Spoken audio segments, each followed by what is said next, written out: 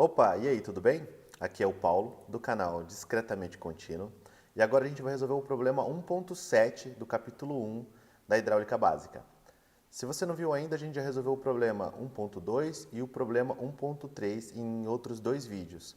E se esse é o primeiro vídeo que você está vendo dessa série de resoluções, não deixa de conferir um resumão que eu fiz em 20 minutos das principais equações que a gente utiliza do capítulo 1 para resolver essa série de exercícios, ok?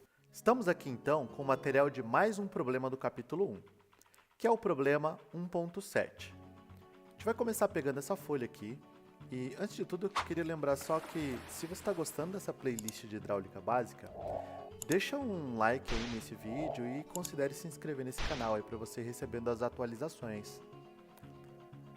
Ó, bem aqui a gente vai colocar o enunciado e para começo, a gente vai deixar somente a primeira parte do enunciado aqui, vamos ler ele em duas partes, só para ficar mais simples de entender o que está acontecendo. Então vamos lá. Determine a tensão tangencial média sobre o fundo de uma galeria de águas pluviais de 1 metro de diâmetro. Olha só que interessante.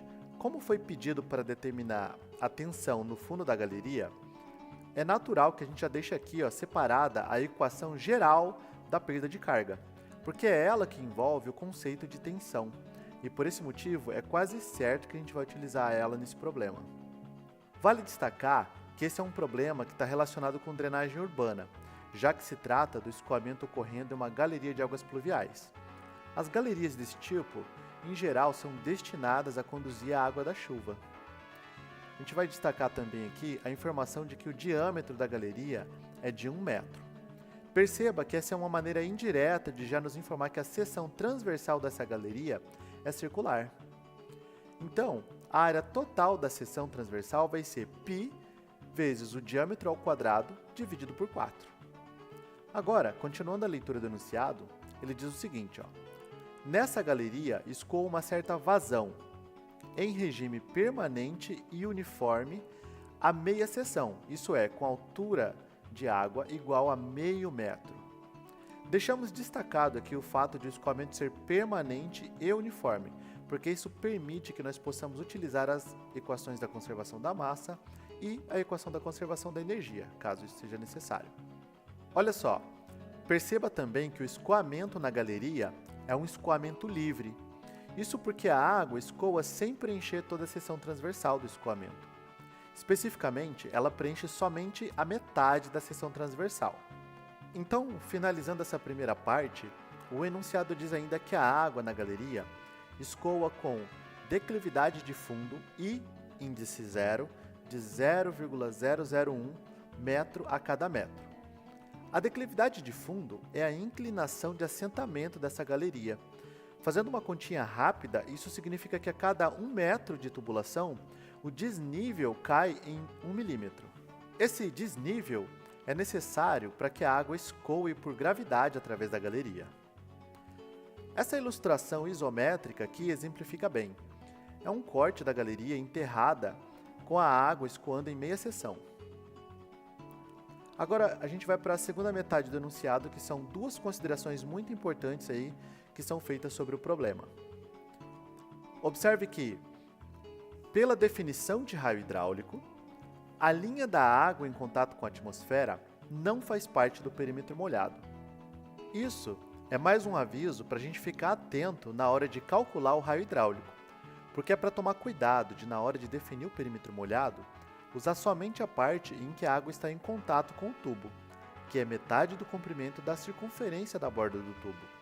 É um erro muito comum alguns alunos considerarem a parte da água em contato com o ar para calcular o perímetro molhado. Não faça isso. Uma dica boa é pensar que o perímetro molhado é definido somente pela região onde a água está em contato com a fronteira sólida do canal de escoamento. A segunda observação é o seguinte: se o escoamento é permanente e uniforme, a perda de carga unitária é igual à declividade de fundo. A perda de carga unitária, J, é simplesmente a razão entre a perda de carga total no trecho analisado e o comprimento do tubo L que está sendo considerado no problema. E aqui, isso vai ser exatamente igual à declividade de fundo do canal. Note que a perda de carga unitária e a declividade de fundo têm a mesma unidade de medida, que é metro a cada metro. E veja que essa unidade, apesar de ela parecer adimensional, ela não é adimensional. Isso porque, no caso da perda de carga unitária, a unidade metro do numerador é referente à energia por unidade de peso do fluido e no denominador é referente sim a comprimento. Ou seja, se trata de uma energia perdida a cada metro da tubulação. Já quando a gente está falando da declividade, essa unidade, metro a cada metro, significa desnível vertical a cada metro da tubulação. E vale destacar que essas duas grandezas, elas só são iguais porque o escoamento é em regime permanente e uniforme, como foi apontado no enunciado do problema. Agora vamos pegar mais uma folha em branco para a gente obter a solução aqui e fazer os nossos cálculos. Primeiro, vamos determinar o raio hidráulico dessa galeria. Lembrando então da observação que foi feita no enunciado sobre o perímetro molhado. A gente já sabe que o raio hidráulico é a razão entre a área molhada e o perímetro molhado. E no escoamento em meia seção fica assim, que é a área da metade de um círculo de diâmetro d dividida pela metade do comprimento de uma circunferência de diâmetro d. E após as devidas simplificações nessa fração, o raio hidráulico da galeria então vai ser igual a 1/4 do diâmetro do conduto. Agora sim, a gente pode determinar a tensão nessa galeria de águas pluviais. Como? Usando a equação geral da perda de carga. Vamos colocar o resultado que a gente obteve agora para o raio hidráulico ali já no lugar dele. A gente vai colocar então a tensão tal índice 0 em evidência no resultado acima. E essa vai ser a maneira de se calcular a tensão. Repare que no lado direito da equação aparece ali um ΔH sobre L, que é a perda de carga total dividida pelo comprimento do tubo. Isso é justamente aquilo que nós chamamos de perda de carga unitária. Colocando então esse resultado ali, a equação da tensão vai ficar da seguinte forma. E lembrando que, como esse escoamento é permanente e uniforme, essa perda de carga unitária é numericamente igual à declividade de fundo na galeria. E depois de ter feito essa equivalência entre a perda de carga unitária e a declividade de fundo, nós temos então uma equação para o cálculo da tensão em que nós conhecemos todas as informações. E finalmente temos aqui que a tensão no fundo da galeria vai ser igual a declividade de fundo de 0,001 metro a cada metro, multiplicada pelo peso específico da água, de 9.800 newtons por metro cúbico. E note então que eu estou aqui sempre considerando o peso específico como sendo a massa específica de 1.000 kg por metro cúbico, multiplicada pela aceleração da gravidade de 9,8 metros por segundo ao quadrado. Aí eu multiplico também isso pelo diâmetro da galeria, que é 1 metro, e divido tudo isso por 4.